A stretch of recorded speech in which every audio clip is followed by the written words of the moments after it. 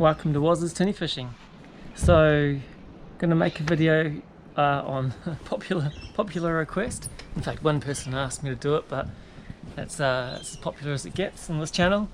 Anyway, so I've been asked to make a video of the Tinny, a little bit of a walk around. So hey, let's do that.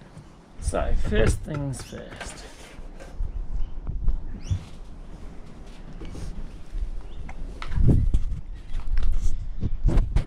So here's the Tinny. So this is a Quirks Buster 420. So 4.2 meters long. Nice little alley hull. What more can I say about the boat? I don't know, it's great. So it's pretty modern for a Tinny. It's got the blade hull. So I don't know if you can see there, but like it's got a flared bow. And honestly, that makes all the difference from the Tinnies that I've been in before. Yeah, just the ride is like actually fantastic for a small boat. Alright, so here's probably one of my favourite things about the boat and trailer system, is that you might notice there's this yellow walkway down here. Now I installed this, and this has been a complete game changer for launching and retrieving the boat. So pretty much you come up, you unhitch the boat, you push it down into the water, you can walk down here, follow the boat, and then like hop up onto the step here while I'm pushing the boat down, and then just like jump up onto the like the marina. Anyway, it helps heaps in launching the boat. You walk down it, you hop up here, and you hop up onto like the boat ramp. It's awesome. So it's called FRP grating, so it's like fiberglass reinforced plastic, and I got it from a salvage place in Mandurah. So like totally worth the money. Yeah, one of my most favorite things. Alright, so rod holders. So I've got, well, officially I have 6 rod holders, but I only really ever use about 4 of them. So there's the 2 out the back, so they poke straight out the back, one on either side. Then I've got these little guys clamped onto the rails, and these are really perfect. So you pretty much just have the rod sticking out horizontal like that, and they just like pop out super easy. So that's great. And then I've got these 2 rod holders up here as well. So that's like a ram mount. So it's just a ball. So if you just like loosen this off here, you can like clamp it on and off. So I can just move this one to the other side if I want to. So the Tinny's got a 30 horsepower Mercury. So nice little electronic tilt. So electronic tilt, electronic start. Lanyard, of course. I always have that on when I'm under power. Great motor. I can't fault it. It's really fuel economical. I wouldn't spend more than about $5 on a normal snapper fishing session. And then if I go pull the cray pots and go a bit further and a bit heavier, then like maybe $10, but it's really so cheap. My fishing crates. Alright, so everyone knows about the good old milk crate. So I've just built a lid that goes on the milk crate. So this serves as the bait board. So it's just a bit of ply, 4 little stops on there. The whole thing's varnished so it doesn't get soaked with salt water. So that just pops in there, and then I glue these little bits of wood around the edges. This is pretty much just to stop your muleys and stuff sliding off. So when the boat's rocking around, it just like kind of keeps the bait on the board. And don't cut on the surface. Just drop this little board on there just for the cutting. But I mean, that's perfect. That's a wonderful little setup. Here's my Berley system, if you want to call it that. So it's just a Berley bag, and inside it's one of those little black Berley cages you can put pellets in.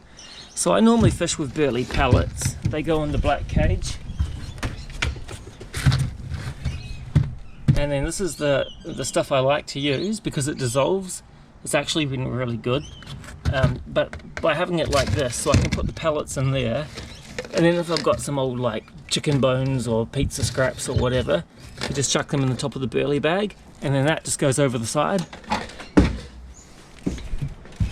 So it just rocks around when the boat's moving, and then you can just grab it and just give it a shake occasionally. And so inside the black Berley cage there, I've actually got 3 sinkers. So 3 like heavy ball sinkers, and so I can sort of like, when I do this, there's like some weight in there to help break the Berley up as well. Keeps things moving, so that just helps it to keep flowing. In my side pocket, I've got a scoop for scooping Berley and stuff over the side. I've got a little container of fresh water, and that's to drop lures in and things once I've used them, so just to get the salt water off. A hand line with a squid jig ready to go, always useful. Sun cream.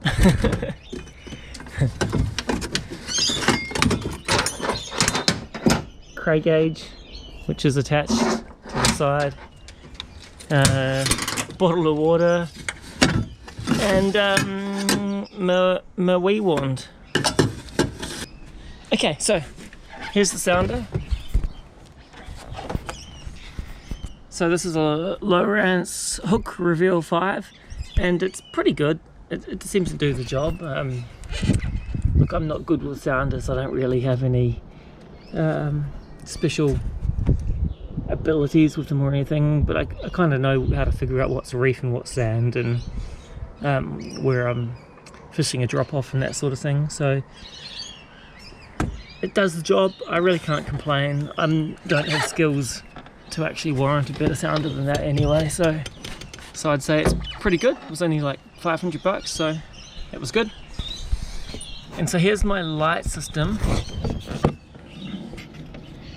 So I just installed this one here.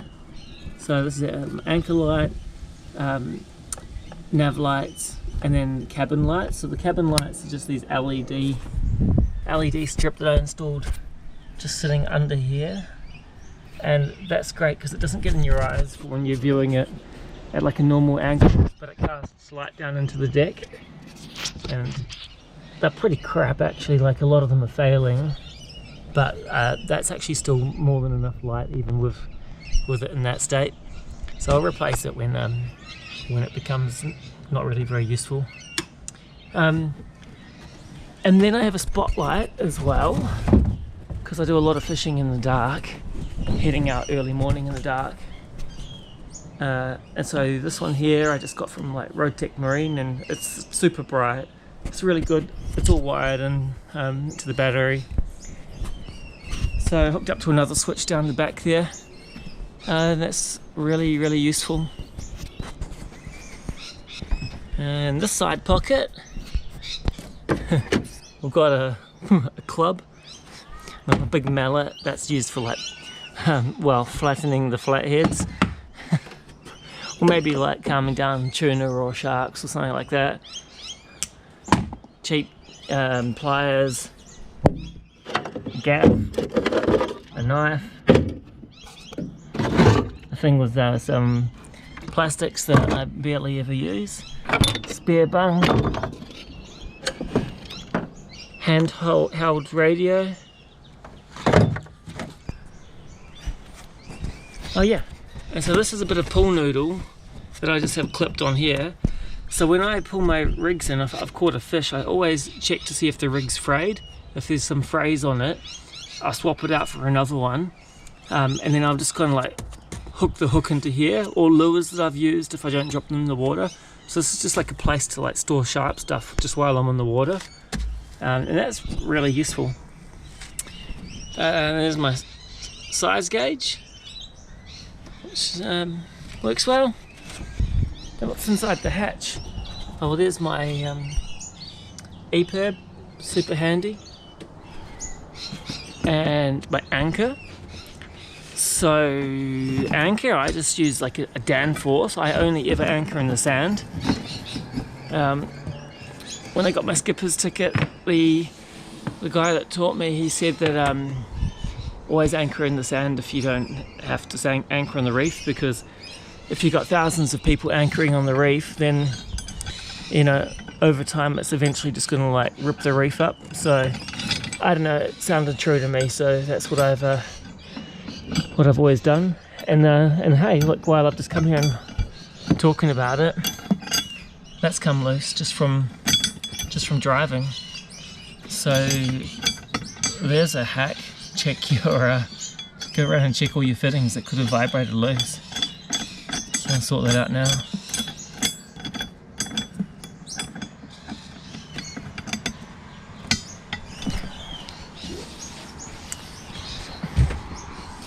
Alright, so then inside the hatch, so I moved my fuel tank up here. So here's the cushions, that's what Quentin sits on. I moved the fuel tank up here. The reason is that that's quite a bit of weight, that takes like 25 litres. And when you have it in the traditional spot right back down there next to the motor, and you're sitting down there, there's like so much weight in the back, it can really be hard to kind of get up and onto the plane sometimes.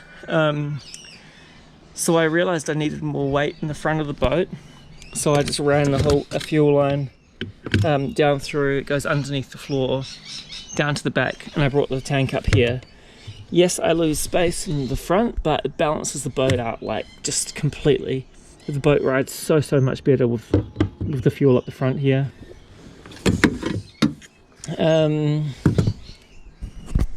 Just my life jacket, inflatable PFD, I wear it all the time on the boat. And then under the floor there's a spare PFD, which is just one I can just grab if I needed it for some reason. Okay, tiller extension. So when I'm fishing on my own, when I'm hooning out to spots early in the morning and it's dark, basically you want to be able to see what's in the water. So I've got a tiller extension, and then just a rope that's tied off up here with a handle. And so that's what I do. I've got one hand on the rope, one hand on the tiller, and spotlight on, and that's how I hoon out to my spots when it's dark. So that's about all I can think of. I hope you've liked the tour of the boat. If there's anything I forgot, then drop me a comment and I'll tell you what I've got set up in here. So yeah, nothing that special, but I guess when I thought about it, there are quite a few helpful things. And in saying this, I've just remembered one other thing that I'll show you, which is really useful. So I talked about the sounder, but I've got the sounder mounted with a ram mount. So now this one here is plenty strong and it hasn't worn out, so I can have the sounder like this when I'm sitting in the seat, and when I'm standing with the tiller extension I just put it up this way like that, so I can just put it in any direction. And I can do that because of this little like ram mount here. So just to show you, so it's got, so you buy this mount here that's specially designed for these low rants, and then there's like the little adapter, and there's the ball, and that has been like worth its weight in gold. Okay, thanks for watching. Yep, drop a comment, like, subscribe, and then hopefully we'll catch some snapper in the first weekend of the open season, second weekend, and yeah, see you next time.